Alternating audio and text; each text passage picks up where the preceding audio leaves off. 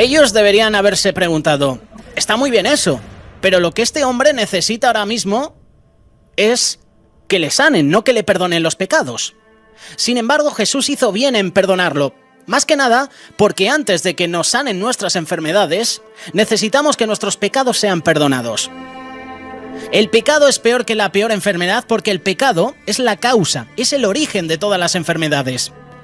Así que si alguien está enfermo, lo primero que necesita es arrepentirse y creer para que sus pecados le sean perdonados. Las causas de la enfermedad pueden ser muchas y no todas son causadas por pecados concretos. Las enfermedades pueden ser incluso pruebas que Dios permite para probar nuestra fe. Lo que sí que es cierto es que el origen o causa remota de todas las enfermedades que sufre el hombre es por el pecado. En primer lugar, porque sujetó a la creación a la esclavitud de la corrupción, como dice Romanos capítulo 8, verso 21, y en segundo, porque la paga del pecado es muerte, como dice Romanos capítulo 6, versículo 23. Y la enfermedad, como hemos escuchado en muchas predicaciones, es la embajadora de la muerte.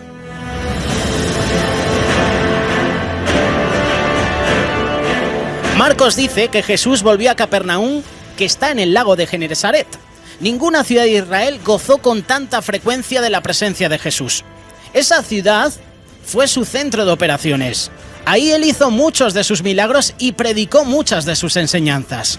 Sin embargo, la mayoría de los habitantes de esa ciudad no creyeron en él. Se asombraron de sus milagros, eso sí, pero no se convirtieron. Por eso pronunció Jesús sobre Capernaum palabras muy duras, cuya severidad fue solo superada por las que dirigió a Jerusalén, como leemos en Mateo capítulo 11, versos 23 y 24. Y tú, Capernaum, que eres levantada hasta el cielo, hasta el Hades serás abatida, porque si en Sodoma se hubieran hecho los milagros que han sido hechos en ti, habría permanecido hasta el día de hoy. Por tanto, os digo que en el día del juicio será más tolerable el castigo para la tierra de Sodoma que para ti.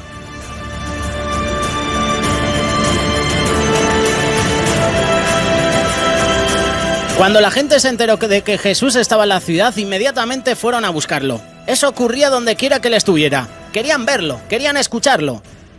¿Por qué sería esto? La respuesta es sencilla: por los milagros que hacía.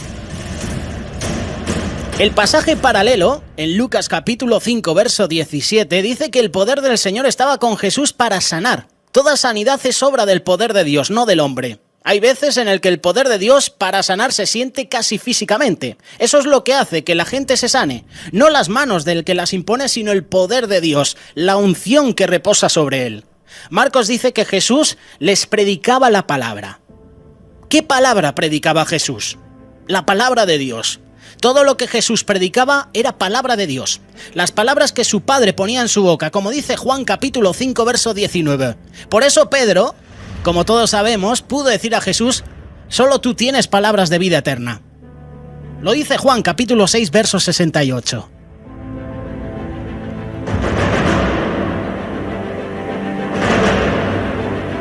La palabra de Dios es la que transforma vidas. Es la palabra que nunca retorna vacía, sino que hace aquello para lo cual es enviada, como menciona Isaías capítulo 55, verso 11. Al acercarse los amigos a la casa donde se encontraba Jesús, vieron que estaba atestada de gente y que no se podía entrar. Pero ellos amaban mucho a su amigo enfermo y no se dejarían amilanar por las dificultades. Enfrentarían cualquier obstáculo por ayudarlo. Cuando amamos realmente a nuestros amigos, estamos dispuestos a hacer cualquier cosa por ayudarlos. Ojalá tengamos nosotros esa clase de amigos, o ojalá nosotros seamos esa clase de amigos. Esos amigos eran como enfermeros que cargaban a su amigo. Y necesitamos, en el ministerio, en la iglesia, enfermeros espirituales que lleven a Jesús a la gente enferma por el pecado y por su vida desordenada, llevar a los pies de Jesús a nuestros seres queridos, a esas personas que no conocen de Jesús.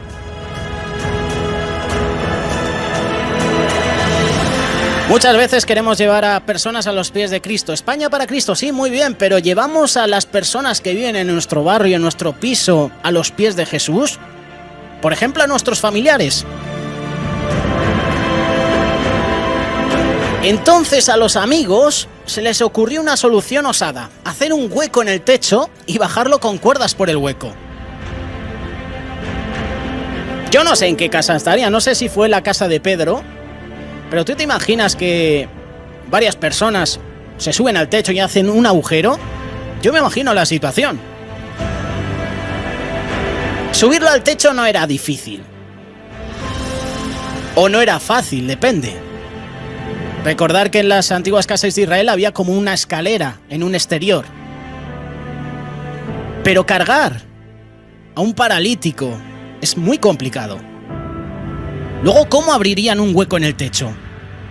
¿Con qué derecho lo podrían abrir, no? La respuesta es sencilla, con el derecho de la fe, del amor. Tengo a un compañero paralítico, voy a hacer todo lo que pueda para llevarlo a Jesús.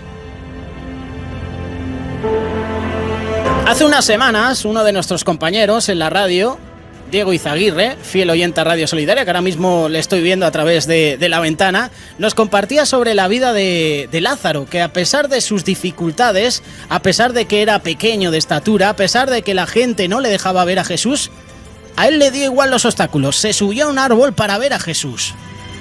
A estos amigos les dio igual la multitud. ¿Qué dijeron? Pues mira, por el techo. El texto dice, al ver Jesús la fe de ellos. ¿La fe de quiénes? La fe de los 4 amigos, naturalmente, pero también la fe del enfermo, porque el enfermo les tenía que permitir llevarla a Jesús.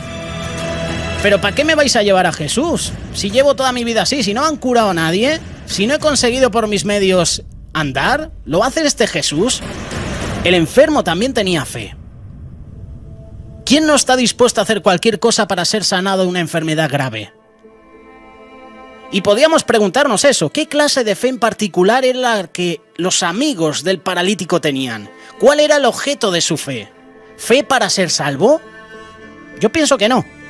Fe de que Jesús podía sanar a su amigo. Ellos no sabían que Jesús le iba a decir al paralítico, tus pecados te son perdonados. Y luego Jesús, al ver la fe de ellos, le dijo al paralítico, hijo.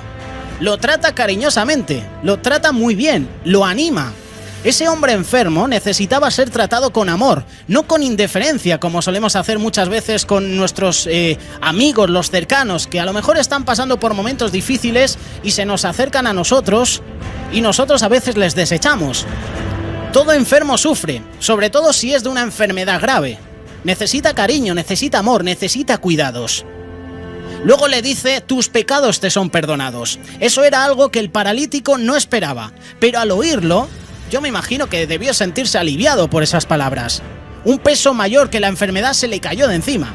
La peor de todas las cargas que podemos llevar es la opresión causada por el pecado.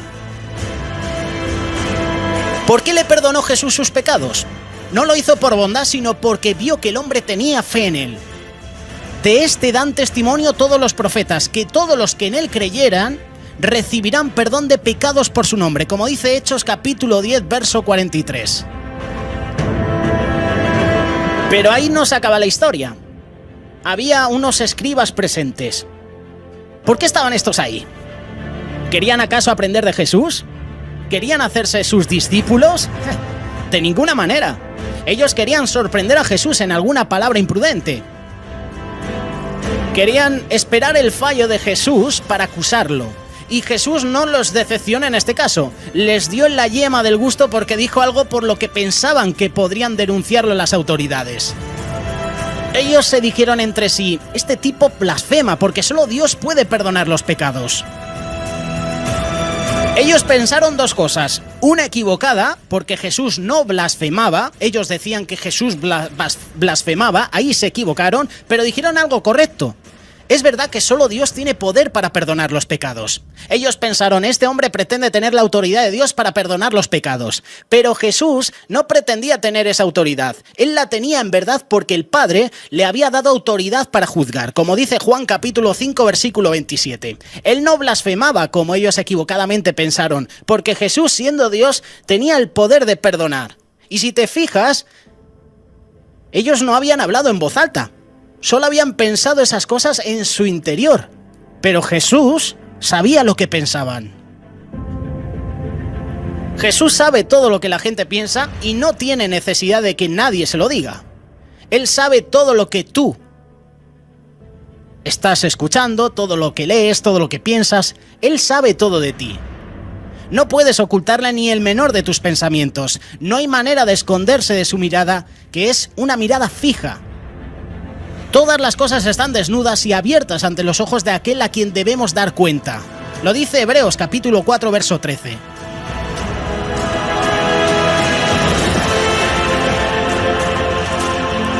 Jesús entonces les pregunta a los escribas, ¿qué es más fácil, decirle a un paralítico tus pecados te son perdonados o decirle levántate y anda? Ciertamente es más fácil decirle tus pecados te son perdonados porque no hay manera de comprobar que haya ocurrido, no hay ninguna evidencia visible. Pero ¿tú te imaginas que le dices a un paralítico levántate y anda? ¿Y no se levanta? Quedas muy mal, ¿eh? Jesús continúa diciendo, para que sepáis que yo tengo el poder de perdonar los pecados, ahora le digo al paralítico, levántate, toma tu camilla y vete a tu casa. Y el paralítico se levanta, toma su camilla y se va a su casa.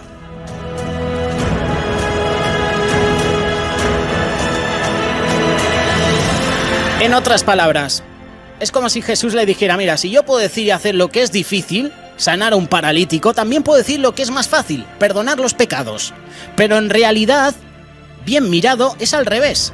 No es que si Jesús puede sanar también, sino que también puede perdonar, sino que si Él puede perdonar los pecados, también puede sanar a un paralítico. Si puede lo mayor, también puede lo menor. Porque perdonar los pecados de alguien es una obra mucho más grande que sanarlo de una enfermedad. Podemos notar que el paralítico había sido llevado cargado en una camilla y que él salió de ahí cargando la camilla. Se puede notar también que al probarles a los escribas que él podía perdonar los pecados, él les estaba diciendo implícitamente, yo soy Dios, porque solo Dios puede hacer eso. Y ellos bien lo sabían, pero no creyeron en él.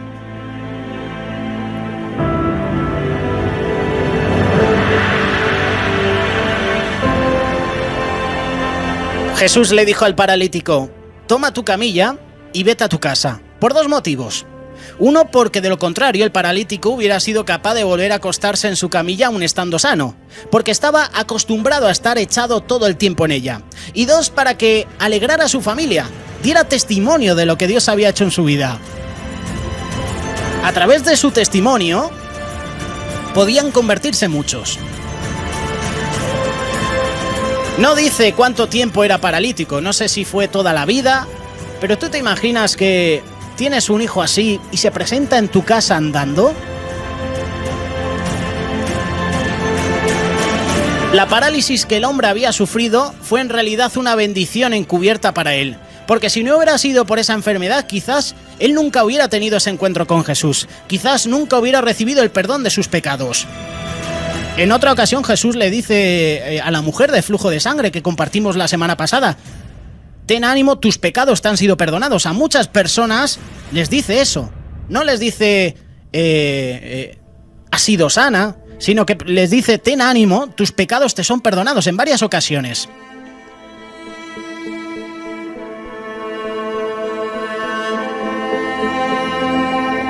Él fue llevado a esa casa enfermo de cuerpo y alma, y regresó sano, regresó restaurado, regresó caminando. Para terminar, en el pasaje paralelo de Mateo se dice que los presentes maravillados glorificaron a Dios que había dado tal poder a los hombres. Notemos, sin embargo, que pese a lo que habían visto, ellos no reconocieron que Jesús era Dios. No captaron el argumento con que Jesús había respondido a los escribas afirmando implícitamente que eran hechos producidos por Dios. Evidentemente ellos veían en Jesús solo a un hombre, como dijo Natanael. De Nazaret puede salir algo bueno, pero si a este Jesús le conocemos. ¿Qué me está contando? Jesús hizo en ese lugar 3 milagros: perdonar los pecados del paralítico, leer los pensamientos de los escribas y sanar al paralítico. ¿Quién sino Dios puede hacer tales cosas?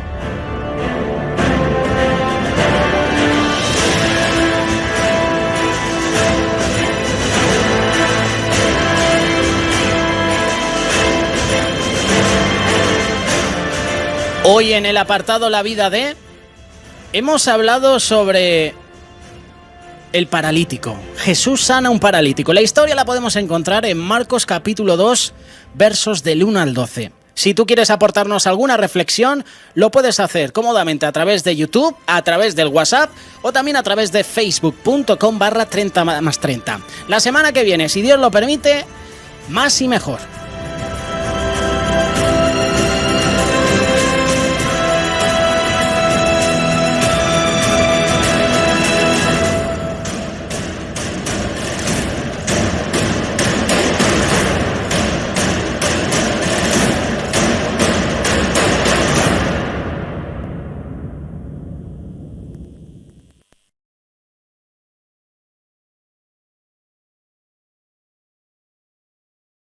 Esta mañana yo quiero compartir un tema muy bonito y le he titulado Los 4 amigos del paralítico. Este pasaje se presenta en los evangelios. Principalmente yo lo he sacado de Marcos. Me llamó la atención el evangelio de Marcos porque cada evangelista tiene una perspectiva diferente. Cada evangelista escribe lo que el Señor le revela o lo que él ha visto, ha oído. Y Marcos tiene una peculiaridad. Marcos no le dio mucho énfasis, por así decirlo, a las enseñanzas, a las parábolas de Jesucristo, sino que le dio énfasis a los milagros de Cristo. O sea, fue muy objetivo en cuanto a los milagros. Él escribió aquí 18 milagros que Cristo hizo cuando Él estuvo en esta tierra. Y es bastante interesante. En el capítulo 2, versículo 1 en adelante, encontramos la sanidad y el perdón, o el perdón y la sanidad de un paralítico. Dice la palabra del Señor: entró Jesús otra vez en Capernaum. Después de algunos días, dice que el Señor volvió a entrar otra vez, o sea, la segunda vez que el Señor entraba a Capernaum. Y se oyó que estaba en casa. Ya la gente lo había visto, lo había oído en Capernaum una vez. Ya sabía la gente el poder del Señor, los milagros del Señor. Y entonces dice que se oyó que estaba en casa. Se cree que es la casa de Pedro. Tuve la oportunidad de ir a Israel y me llevaron a este lugar donde se cree que estuvo la casa de Pedro. E inmediatamente se juntaron muchos, de manera que ya no cabían ni aún a la puerta, y les predicaba la palabra. Entonces vinieron a él unos trayendo un paralítico que era cargado por 4. Y como no podían acercarse a él a causa de la multitud, descubrieron el techo de donde estaba y haciendo una abertura, bajaron el lecho en que yacía el paralítico. Al ver Jesús la fe de ellos, dijo al paralítico: hijo, tus pecados te son perdonados. Cuando yo empecé a leer esto, yo me estaba identificando con el paralítico, porque si un predicador quiere aprender o quiere estudiar, tiene que identificarse, tiene que vivir lo que está leyendo para sentir el espíritu con que fue escrito esto. Y me estaba identificando por un momento, me transporté en el tiempo, en el espacio. ¿Qué pasaría con este paralítico? ¿Por qué? ¿Por qué estaba paralítico? ¿Sería que nació paralítico? ¿Salió con problemas en su columna vertebral?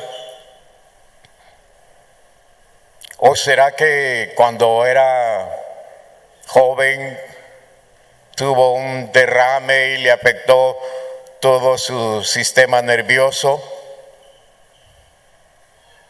Y yo me ponía a pensar, si nació paralítico, qué triste, un niño paralítico. Los niños son inquietos, los niños son vivarachos, les gusta jugar, les gusta brincar, les gusta correr. Y yo decía, un niño paralítico. Y si fue un joven, si tuvo un accidente o una enfermedad, y cuando los doctores le dijeron, usted tiene un problema irreversible, usted ya no puede caminar en su vida. Qué golpe moral, qué golpe tan duro. Y pensar que vemos tantos paralíticos hoy en día en la calle, en muchos lugares pidiendo la ayuda porque tuvieron un accidente o una enfermedad. Me pongo a pensar con los miles de motoristas que desafían el peligro en las carreteras y van haciendo zigzag entre los vehículos y agarran las calles y las avenidas como que fueran autopistas. Yo me pongo a pensar, ¿cuántos motoristas paralíticos se suceden cada día?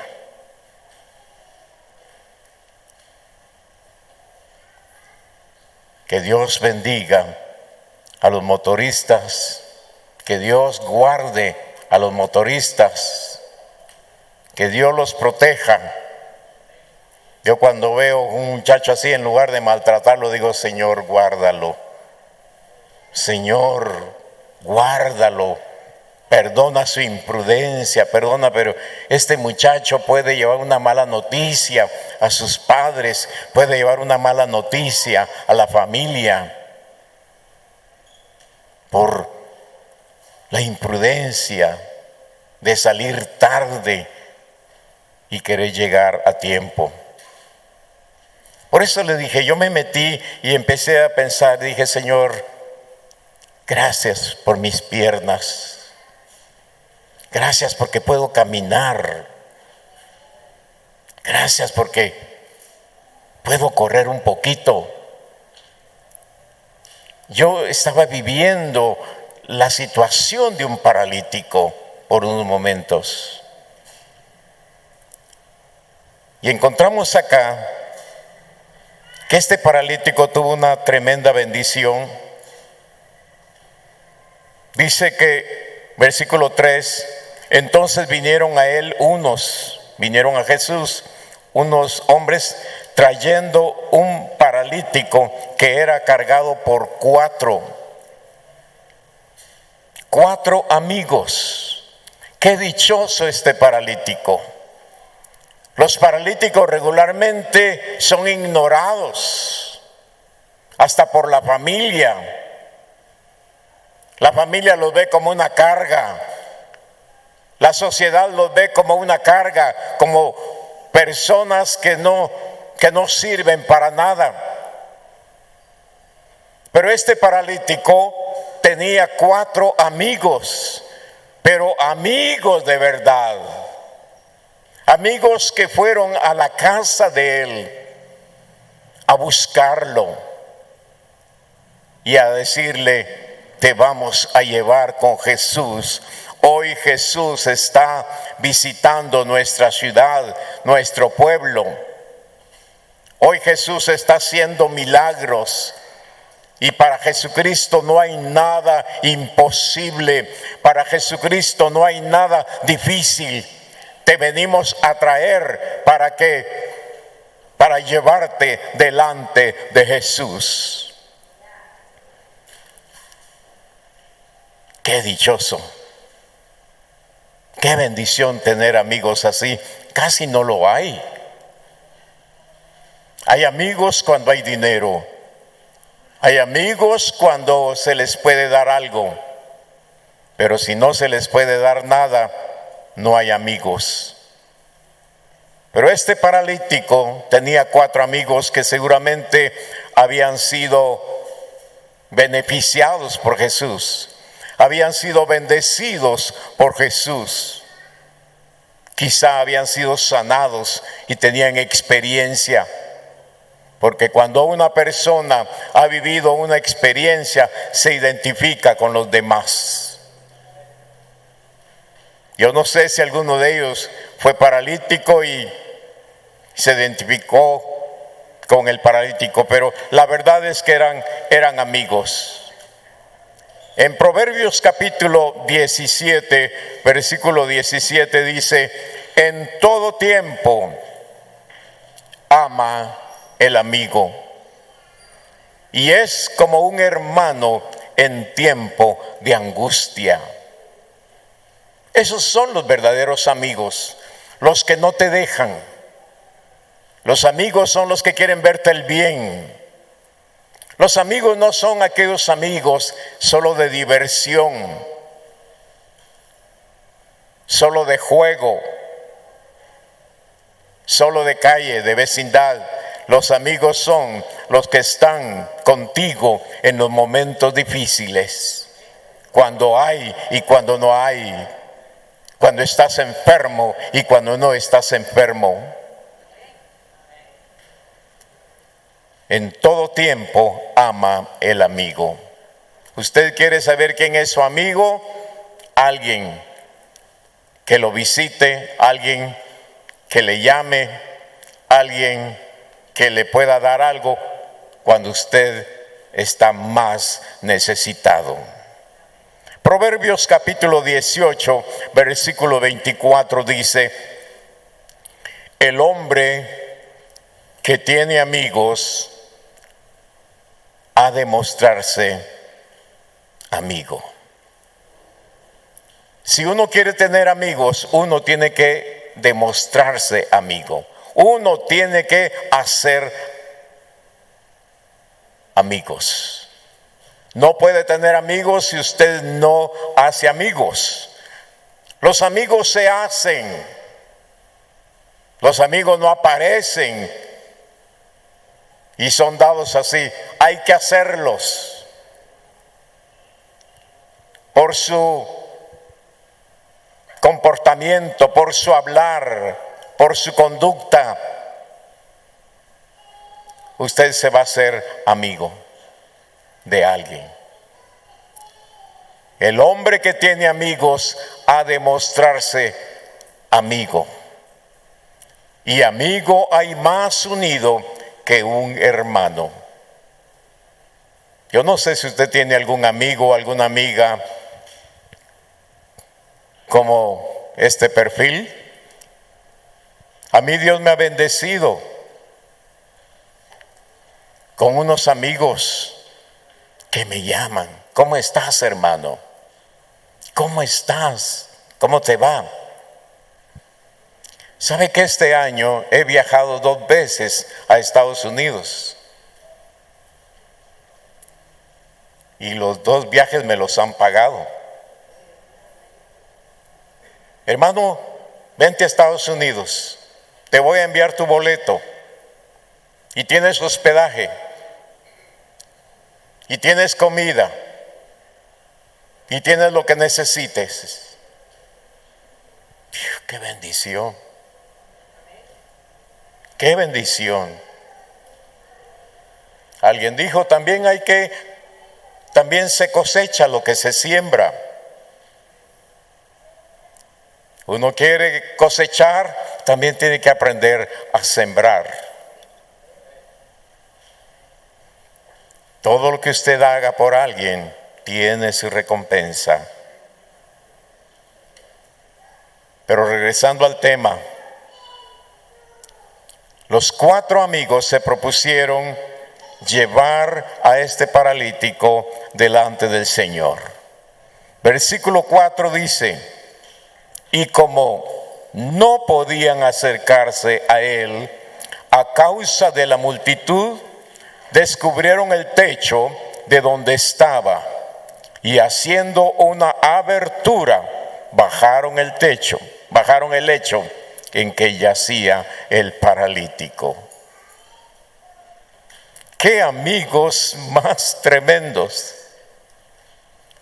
Yo estaba viendo en estos amigos del paralítico a hombres muy diferentes, fuera de lo común, fuera de lo normal.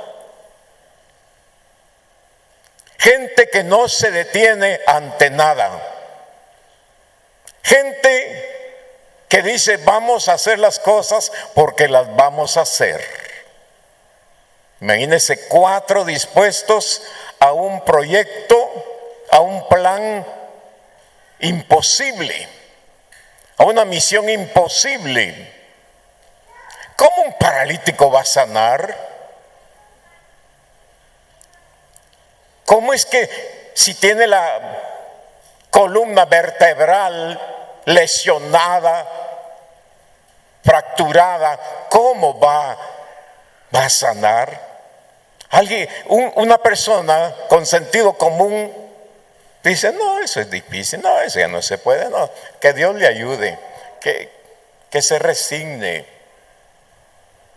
que Dios le dé paz, que Dios le dé fortaleza, y eso es el sentido común.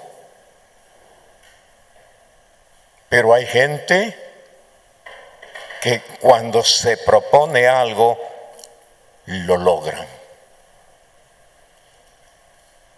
El primer estorbo que encontraron fue que la casa estaba llena de gente que no podían acercarse a él porque estaba hasta en la puerta saturada la casa. Mucha gente. No todo es fácil. Usted se propone algo y tiene que encontrar estorbos. En todo proyecto hay estorbos. En todo plan hay que vencer obstáculos. Todo cuesta. Nada es fácil. Y estos amigos tenían una mentalidad que era muy diferente a los que, ay sí hermana, ay sí, ¿qué se va a hacer, verdad? Ay sí, es que el tiempo está tan difícil, ay ¿qué le vamos a hacer, verdad? Ay sí que solo Dios, ¿verdad hermano? Pero ay, con tortillita con sal que nos dé el Señor, ahí estamos. Ay sí hermanito, los tiempos que nos toca vivir, ¿verdad? Ay sí que, pero vaya que yo tengo ahí mi casita con unas láminas ahí, aunque sea podridas, pero arruinadas, y aquí estoy con mi chucho.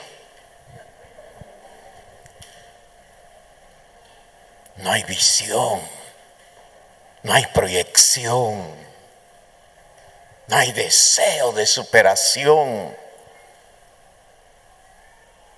Pero hay gente que es pilas. Una vez encontré un muchacho aquí en la iglesia,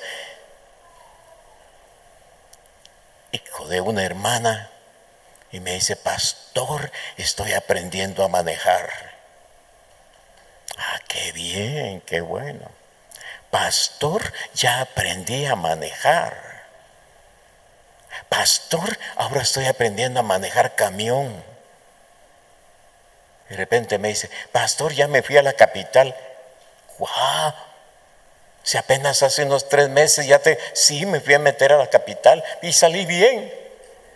No tiré a nadie. Y de repente me dice, pastor, ya conseguí un nuevo trabajo. Me dieron un tráiler. ¡Wow! ¿Sabe que la gente que no sale adelante es la gente miedosa? La gente miedosa no sale adelante jamás. Los que salen adelante es la gente que rompe el miedo. Enséñeles a sus hijos a confiar en Dios, a esperar en Dios,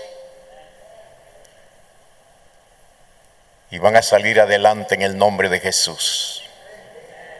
Estos días platicando con un hermano que tiene negocio, le digo, mira hermano, le dije, porque me gusta platicar con los hermanos que se les aprende, que no solo cuentan chistes, ¿verdad? Sino que, ¿cómo salió? Mira hermano, ¿cómo hiciste para salir adelante con tu negocio? Bueno, primero el Señor, y segundo, echándole ganas, y tercero, siendo atrevido. En otras palabras, venciendo el miedo, porque uno se arriesga, uno se tira al agua, no sabe si va a ganar, no sabe si va a perder, pero hay que perder el miedo, me decía. A veces el temor en la Biblia y el miedo son diferentes. La Biblia habla del temor, dice, el temor a Jehová es, ¿qué? El principio de la sabiduría. Pero este es un temor de respeto, de reverencia. Ese no es miedo. Quiere decir el respeto a Jehová, la reverencia a Jehová es el principio de la sabiduría. Ahora, el miedo es diferente. Mire, una persona miedosa ve cosas que no existen, se imagina cosas que no existen. Ay, y este dolorcito, ojalá no sea cáncer, porque mi abuelita murió de cáncer. Ya se está imaginando cosas que no son ciertas. La persona miedosa oye un ruido en la noche, se están entrando los ladrones, y tal vez es un gato el que anda por ahí.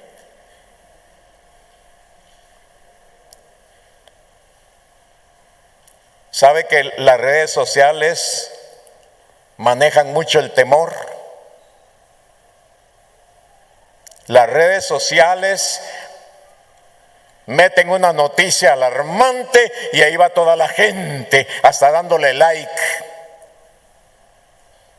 Y ya van los chismes. Dicen que viene un terremoto. Dicen que Amatitlán se va a hundir. Dicen que para meter miedo. Los sistemas políticos usan mucho el temor. Los malos políticos usan el temor para manipular a la gente. El miedo es el principio de la derrota de tu vida. El miedo es el principio del fracaso. en la vida de muchos. El Señor no nos ha mandado a tener miedo, porque el que tiene fe en el Señor sabe que el Señor tiene control de todas las cosas. Mi vida está escondida en Cristo y Cristo es el que decide. Cristo es el que ordena, que manda, el que dirige. Ya no somos esclavos del temor. No debemos de ser esclavos del temor. Pues estos 4 amigos no padecían de temor. Y como no podían acercarse a él a causa de la multitud, descubrieron el techo de donde estaba y haciendo una abertura bajaron el lecho en que yacía el paralítico. Mira, hermano, no podemos entrar. ¿Qué hacemos? Pues algo hay que hacer.